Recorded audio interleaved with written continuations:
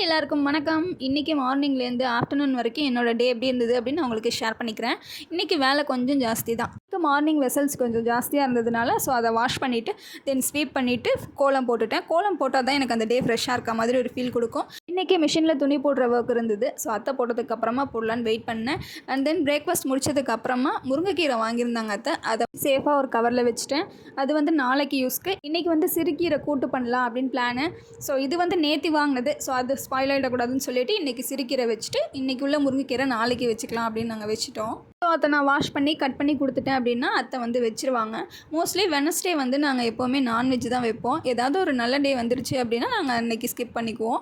இன்றைக்கி அது மாதிரி சஷ்டி இருந்ததுனால நாங்கள் இன்றைக்கி வெஜ்ஜு தான் மொத்தமாக சேர்த்துக்கிட்டோம். பெட் சைடு நான் பூஜா வெசல்ஸும் வாஷ் பண்ணி எடுத்துட்டேன். அது வீடியோவில் காமிக்க முடியலனால அந்த ஒர்க்லாம் முடிச்சதுக்கப்புறம் கரெக்டாக மிஷின்லேயும் துணி முடிஞ்சிருச்சு. அதை எடுத்துகிட்டு போய் மாடியில் காய வச்சு எடுத்துகிட்டு வந்தேன். செம்ம வெயில் ஜாஸ்தியாக இருந்தது.